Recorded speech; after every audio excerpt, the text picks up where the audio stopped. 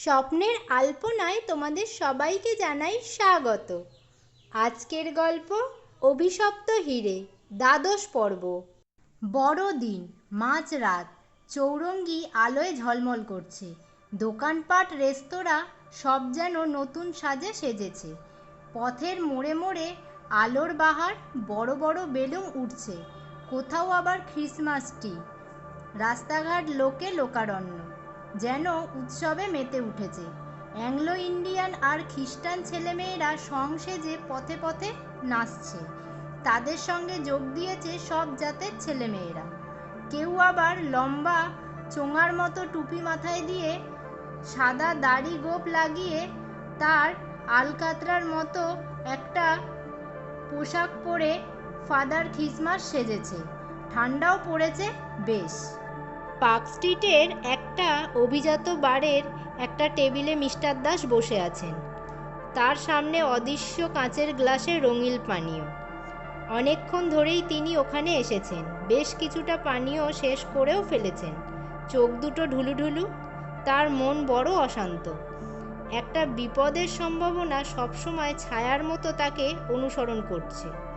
প্যান্টের পকেটে মাঝে মাঝে হাত দিয়ে রিভলভারটাকে তিনি অনুভব করছেন। গ্লাসে চুমুক দিয়ে বিড়বিড় করে তিনি বললেন, আসুক না ও। I will shoot him like a dog. আপন মনেই তিনি হেসে উঠলেন। আশেপাশের কয়েকজন সকৌতকে তার দিকে তাকালো। রঙিন সুরার প্রতিক্রিয়া শুরু হয়েছে ভদ্রলোকের। রঙিন স্বপ্ন দেখতে শুরু করেছেন। একজন উর্দি পরা খানসামা একটা ট্রে করে বিল নিয়ে এলো। বিলটা তুলতেই তিনি চমকে উঠলেন। ওটার পাশেই একটা নতুন চকচকে তাস, রুহিতনের 10। তিনি প্রায় চেঁচিয়ে উঠলেন, এটা এখানে কেন? খানসামা সসম্ভ্রমে জানালো, একজন সাব এটা তাকে দিতে বলে গেছেন। কাজটার জন্য যে সে 10 টাকা বকশিশ পেয়েছে সেটা সে অবশ্য বলল না। মিস্টার দাস বিল চুকিয়ে উঠে দাঁড়ালেন। তার দুপা টলছে, নেশায় নয়, আতঙ্কে। কোনো মতে গাড়িতে উঠে তিনি ড্রাইভারকে বাড়ি ফেরার হুকুম দিলেন। আর একদিন সন্ধেবেলা মিস্টার দাস নিজেই গাড়ি চালাচ্ছেন। হঠাৎ তার মনে হলো একটা কালো রঙের গাড়ি অনেকক্ষণ ধরে তাকে অনুসরণ করছে। তিনি একটা বড় দোকানের সামনে নিজের গাড়িটা থামালেন। কালো গাড়িটাও থেমে গেল। কয়েক মুহূর্ত তিনি নিশ্চল হয়ে বসে রইলেন। এই শীতেও তার কপালে বিন্দু বিন্দু ঘাম দেখা দিল। তারপর জোর করে মনে সাহস এনে তিনি গাড়ির দরজা খুলে নেমে পড়লেন। পিছনের গাড়িটা যে চালাচ্ছে তার মুখ ভালো করে দেখা যাচ্ছে না। একটা কালো ফেল্টের টুপি ভুরু পর্যন্ত নামানো, গায়ে কালো ওভারকোট, কলার উল্টে দেওয়ার জন্য চিবুক ঢাকা পড়েছে। মিস্টার দাস পকেটে হাত দিয়ে রিভলভারটা শক্ত মুঠোতে চেপে ধরলেন। তারপর এগিয়ে গেলেন। একটু এগোতেই কালো গাড়ির আরোহী মুখ তুলে তার দিকে তাকালো। মিস্টার দাসের মনে হলো তার পায়ের তলার মাটি যেন দুলে উঠল। সেই চোখ, সেই ঠান্ডা দৃষ্টি। আরোহীর মুখে ফুটে উঠল এক টুকরো বাঁকা হাসি। তারপরেই গাড়িটা হুশ করে তার পাশ দিয়ে বেরিয়ে গেল। মিস্টার দাস গাড়ির নম্বর দেখলেন। তাড়াতাড়ি বাড়ি ফিরে প্রণবকে লালবাজারে তিনি ফোন করলেন। হ্যালো মিস্টার সোম, আমি এনসি দাস কথা বলছি। একটা কালো রঙের গাড়ি আজ অনেকক্ষণ ধরে আমাকে ফলো করছিল। গাড়ির নাম্বারটা WMA 9235। গাড়ির মালিকের নামটা খোঁজ করে বলবেন। আধ ঘন্টা বাদেই মিস্টার দাসের টেলিফোনটা বেজে উঠল। তিনি তাড়াতাড়ি রিসিভার কানে তুলে ধরলেন। প্রণবের কণ্ঠস্বর ভেসে এলো, আমি সোম কথা বলছি। আপনি যে নাম্বারটা দিয়েছিলেন সেটা চেক করেছি। হ্যাঁ হ্যাঁ, মিস্টার দাস ব্যগ্র কণ্ঠে বললেন। নামটা জানতে পেরেছেন? নিশ্চয়ই, প্রণব একটু চিবিয়ে চিবিয়ে বলল। ভদ্রলোকের নাম হচ্ছে এনসি দাস। ঠিকানাটা আশা করি বলতে হবে না। মিস্টার দাস রিসিভার ধরেই রইলেন। তার সমস্ত বুদ্ধি বিবেচনা যেন লোপ পাচ্ছে। তার নিজেরই গাড়ির নাম্বার, অথচ ডিসির ঘরে জরুরি বৈঠক বসেছে। মিস্টার পালও যোগ দিয়েছেন। ডিসি একটা খবরের কাগজ থেকে কিছু অংশ জোরে জোরে পড়ছেন। পরপর দুটি হত্যা স্বভাবতই মানুষের মনে এই প্রশ্নের উদ্বেগ করে যে শহরে আইন শৃঙ্খলা রক্ষার দায়িত্ব যাদের উপর ন্যস্ত সেই নগর কোটালদের সুখনিদ্রা এখনো ভাঙে নাই। ইহা নিশ্চয়ই স্মরণ করে দিতে অপেক্ষা রাখে না যে বিরাট পুলিশ বাহিনী ব্যয়ভার সম্পূর্ণ বহন করছে সাধারণ নাগরিক এবং পরিবর্তে দস্যু তদারকের হাত থেকে পুলিশ তাদের রক্ষা করবে এই প্রত্যাশায়। যদিও ওপরের দুটো মৃত্যুর ব্যাপারে শেষোক্তি পুলিশের আত্মহত্যা বলেই সন্দেহ করছে, তথাপি দুটি ক্ষেত্রেই একটি বিশেষ তাসের উপস্থিতি আমাদের সাধারণ বুদ্ধিতে একটা ঘনিষ্ঠ যোগসূত্রের কথা মনে করে দেয়।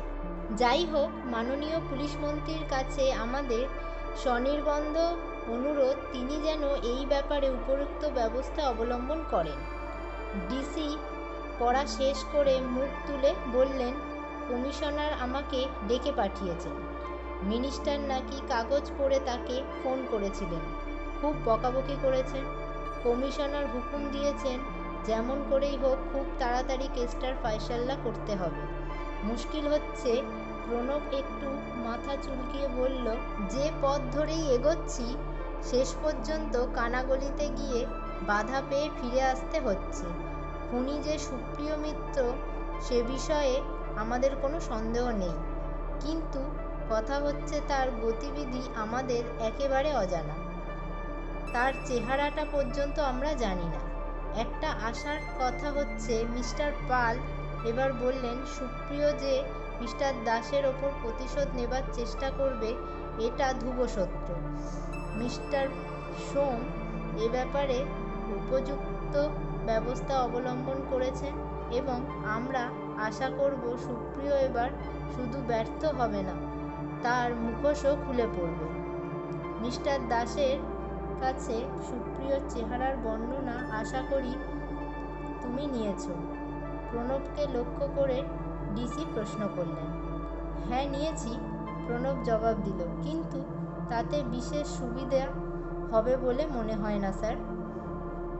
মিস্টার দাস 30 বছর আগে শেষবার যখন তাকে দেখেছিলেন তখনকার তার চেহারার সঙ্গে এখনকার চেহারার মিল নাও থাকতে পারে। মিস্টার দাস বললেন, সুপ্রিয়র গায়ের রং খুব ফর্সা, কালো ঢেউ খেলানো চুল, কিন্তু এতদিন পরে গায়ের রং তামাটে হয়ে যেতে পারে এবং কালো চুল নাও থাকতে পারে। তবে তার চোখ দুটো নাকি টানা টানা, আর চোখের দৃষ্টি একটা অদ্ভুত ঠান্ডা ভাব যা সহজেই দৃষ্টি আকর্ষণ করে। মিস্টার পাল গভীরভাবে কি যেন ভাবছিলেন। হঠাৎ তিনি জিজ্ঞেস করলেন, আপনি সুপ্রিয়র অতীতের ঠিকানায় খোঁজ করেছিলেন, কিন্তু তার আত্মীয় স্বজনের কোনো খবর পাইনি, তাই না? প্রণব ঘাড় নেড়ে জবাব দিল, যে বাড়িতে তারা ছিলেন সেখানে এখন একটা হাল ফ্যাশনের নতুন বাড়ি। সেই বাড়ির মালিক হলেন হাইকোর্টের একজন বিচারপতি। তিনি তাদের সম্বন্ধে কোনো খোঁজ খবর দিতে পারেননি। বছর 5 আগে প্রায় ভেঙে পড়া একটা বাড়ি সমেত জমিটা এক বিধবার কাছ থেকে তিনি কিনেছিলেন। সেই বিধবার খবর কেউ জানে না। সে খুব সম্ভব সুপ্রিয়র বাড়িওয়ালি ছিল। জমি বিক্রির টাকা নিয়ে ওখান থেকে চলে গিয়েছিল।